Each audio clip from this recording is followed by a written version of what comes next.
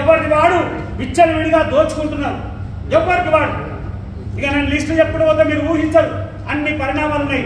కారణం ఏంటంటే ఎవరో ఒకరిని చూసుకొని అరే నిలిగిపోదాం ఉన్నాయి. ఒక్కొక్క మంచి ప్రాంతంలో 2-2 ఎకరాల స్థలం పడావడి ఉంది. కొన్ని స్థలాలు వేరేడు ఎవడో కబ్జా చేసిండు, కొన్ని దేవాలయాలు మనోడు కబ్జా చేసిండు. దానికి పెద్ద దిక్కు వీళ్ళే సక్క లేకపోతే వాడు వచ్చి ఏడ చెప్పాలి, ఎవరిని అడగాలి, ఎవరితో మాట్లాడాలి, ఏం చేస్తా ఉన్నా అంటే ఒకటే విషయం. ఆర్యవైశ్య మహాసభ నేను చూస్తున్నప్పటివరకు 15-20 సంవత్సరాలు ఒకటి చేసింది ఏంటంటే వాళ్ళ వ్యక్తిగత ప్రయోజనాలు. ఎవడన్నా ఉండదు, వాళ్ళ వ్యక్తిగత ప్రయోజనాలు. ఒక సాధారణమైనటువంటి వ్యక్తి సంఘంలో వచ్చిన తర్వాత ఎట్లా ఆయన ఆస్తులు పెరుగుతాయి, ఎట్లా ఆయన పరపతి పెరుగుతుంది, ఎట్లా ఆయన కార్లు బంగ్లాలు బిల్డింగ్లు తీసుకుంటాడు.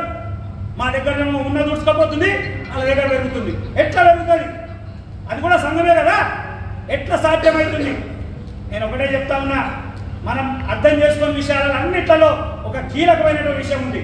మనందరికీ ఆస్తి అది ఎవరో ఒక్కరి సొత్తు కాదు, ఎవరో ఒక్కరి సొత్తు కాదు. కొంతమంది పెద్దలు దాన్ని గద్దల్లా తినేస్తున్నారు. ప్రాంతాల వారిగా ఖమ్మం జిల్లాలో ఎవరైనా ఉంటే ఒక్కసారి, ఖమ్మం జిల్లాలో ఉంటే ఎవరైనా లేవంటే ఒక్కసారి. ఖమ్మం జిల్లాలో పెద్ద గద్దలు ఆయన చెప్తాడు, ఏమన్నా ఉన్నారా లేదా? భయంకరమైన గద్దలు ఉన్నాయా? నాకు తెలుసు, ఒక్కొక్క జిల్లా గురించి తెలిసిన. నేను ప్రతి జిల్లా తిరిగినా, ప్రతి మండలం తిరిగినా, ప్రతి ప్రాంతం పోయినా.